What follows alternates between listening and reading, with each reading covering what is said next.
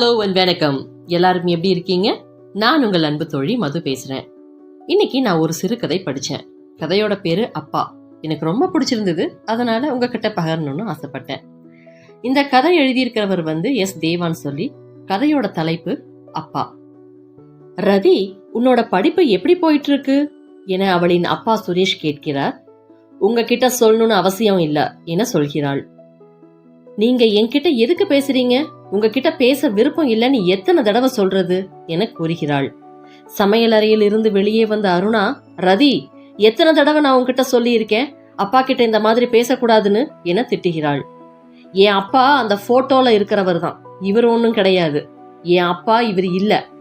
உன் தேவைக்காகவும் சந்தோஷத்துக்காகவும் நீ இவரை கல்யாணம் பண்ணிக்கிட்ட, அதுக்காக நான் இவரை அப்பான்னு ஏத்துக்க முடியாது என கூறவும் அருணா அவளை அறைந்து விட்டாள்.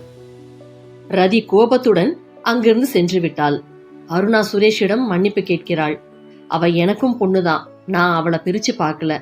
நீ ஏன் அவளை அடிச்ச? பிள்ளை பாவம், ரொம்ப கஷ்டப்படுவா என கூறுகிறான். உங்களை போய் அவ இப்படி நினைச்சிட்டாளே, அதான் எனக்கு ரொம்ப வருத்தமா இருக்கு என கூற அவன் ஆறுதல் கூறுகிறான். ரதி படிக்கும் பள்ளியில் தான் அருணா ஆசிரியராக வேலை செய்கிறாள்.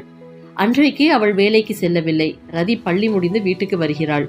குளிச்சுட்டு வா, சாப்பாடு எடுத்து வைக்கிறேன் என அருணா கூற, எனக்கு பசிச்சா நானே சாப்பிட்டுக்குவேன், யாரும் எனக்கு சாப்பாடு போடணும்னு அவசியம் கிடையாது என கூறிவிட்டு ரூமுக்குள் சென்று விடுகிறாள் ரதி.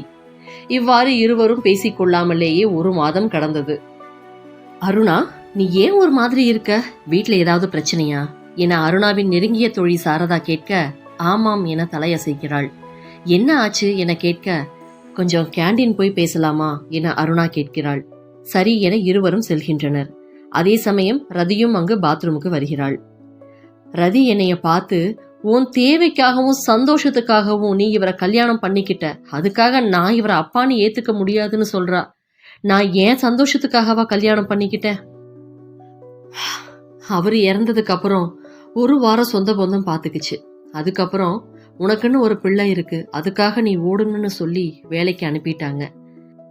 வேலை முடிஞ்சு வீட்டுக்கு போறப்போ, உன் புருஷன்தான் இல்லையே, நான் வேணா துணைக்கு வரலாமான்னு சில மிருகங்க கேட்கும்போது அவங்கள கடந்து நான் வீட்டுக்கு வர்றதுக்கு எவ்வளவு கஷ்டப்பட்டிருப்பேன்னு எனக்கு மட்டும்தான் தெரியும். நைட்டு நாம தூங்கிட்டு இருக்கும்போது எவனாவது வீட்டுக்குள்ள வந்துருவானோன்னு நான் வேற பொண்ணு வச்சிருக்கேன், அவளுக்கு ஏதோ ஆயிருமோன்னு எத்தனை ராத்திரி நான் தூக்கம் இல்லாம காவல் காத்து நின்று இருக்கேன்னு எனக்கு மட்டும்தான் தெரியும். அப்பா இருந்தா நமக்கு இதை வாங்கி கொடுத்துருப்பாரு அப்படின்னு ஒரு நாளும் கூட என் பொண்ணு நினைச்சிடக்கூடாதுன்னு அவ கேட்கறதெல்லாம் வாங்கி கொடுக்கறதுக்கு நான் எவ்வளோ கஷ்டப்பட்டிருப்பேங்கிறது எனக்கு மட்டும்தான் தெரியும்.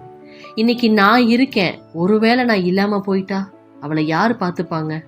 அவளுக்கு ஒரு ஆள் வேணும், துணையா இருக்கணும்னு தான் நான் கல்யாணம் பண்ணேன்.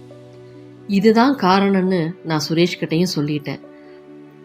அவரும் உங்க பொண்ணு எனக்கும் பொண்ணு மாதிரி தான். மாதிரி என்ன, அவளும் என் பொண்ணு தான், நான் பிரிச்செல்லாம் பார்க்க மாட்டேன், உங்களையும் நான் எந்த விஷயத்திலையும் கட்டாயப்படுத்த மாட்டேன்னு சொன்னாரு. இன்னைக்கு வரைக்கும் அப்படித்தான் இருக்காரு. அந்த மனுஷன் கிட்ட மூஞ்சி கொடுத்து பேச வேணாம், குறைஞ்சது அசிங்கப்படுத்தாமலையாவது இருக்கலாம்ல.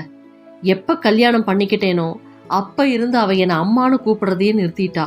அவ்வளோ கஷ்டமா இருக்குடி, என்னால தாங்க முடியல என்று தன் தோழி சாரதாவிடம் கூறிக்கொண்டிருந்தாள். உனக்கே தெரியும், வெளியூருக்கு போய் வேலை செய்யணும்னா நான் எவ்வளவு ஆசைப்பட்டேன்னு.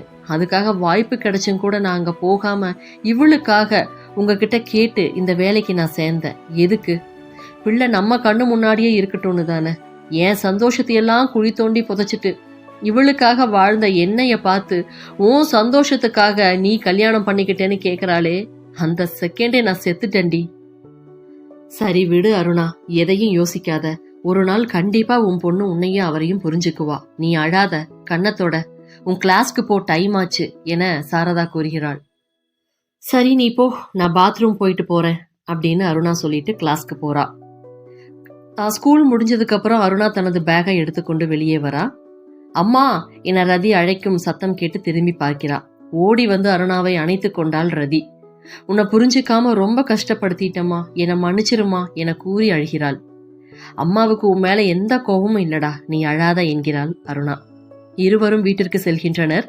சுரேஷ் வெளியே புக் படித்தபடி உட்கார்ந்து கொண்டிருக்கிறார். என்ன, அம்மாவும் பொண்ணும் ஒன்னா வரீங்க, ஆச்சரியமா இருக்கே என்று கூறுகிறார். ஆமாப்பா என ரதி சொல்லவும் அவனை அறியாமல் புக் கீழே விழுகிறது.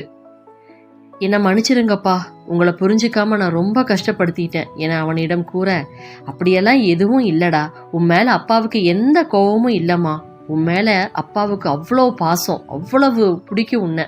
அது எப்படி சொல்லணும்னு தெரியாம இவ்வளோ நாள் நான் ஏங்கிட்டு இருந்தேன்.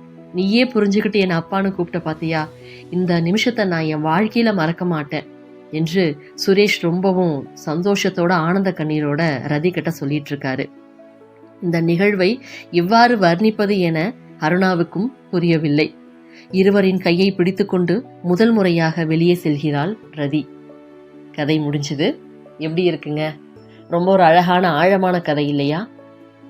ஸோ இந்த கதை மூலியமா எனக்கு என்ன புரிஞ்சுதுன்னா, என்னைக்கும் கணவன் மனைவி ஒற்றுமையா இருக்கணும். இன்னைக்கு சின்ன சின்ன விஷயங்களுக்காக நிறைய கணவன் மனைவி சண்டை போட்டு பிரிஞ்சிடுறாங்க. அது எங்க பாதிக்கும் அப்படின்னா, குழந்தைகளுடைய வாழ்க்கையில தான் பாதிக்கும். ஏன்னா எல்லாருமே எல்லாருக்கும் அம்மாவோ அப்பாவோ ஆயிட முடியாது இல்லையா? நம்ம தான் நம்ம குழந்தைகளுக்கு பொறுப்பு. உங்களுடைய ஈகோ, கோபம், சண்டை எதுவாக இருந்தாலும் அதை ஒதுக்கி வச்சுட்டு கொஞ்சம் நம்மளோட குழந்தைகளுக்காக நம்ம வாழ்ந்தா மட்டும்தான் அவங்களுடைய ஃப்யூச்சர் நல்லாயிருக்கும். அவங்க மூலியமா நம்ம ஃப்யூச்சரும் நல்லாயிருக்கும். குழந்தைங்க நம்ம மூலியமா பிறக்கிறாங்க, நமக்காக பிறக்கிறதில்ல. ஆனால் அவங்கள பாதுகாக்க வேண்டியது நம்மளுடைய பொறுப்பு, ஒவ்வொரு பெற்றவங்களோட பொறுப்பு. இதை மனசில் வச்சுக்கிட்டு எந்த ஒரு சங்கடங்கள் சண்டைகள் இருந்தாலும் இதோட மறந்து மன்னிச்சு குழந்தைகளுக்காக சந்தோஷமா வாழ ஆரம்பிப்போம். மீண்டும் இதே மாதிரி ஒரு அருமையான கதையோட உங்களை சந்திக்கிறேன். அதுவரை உங்களிடமிருந்து தற்காலிகமாக விடைபெறுவது உங்கள் அன்பு தோழி மது. நன்றி, வணக்கம்.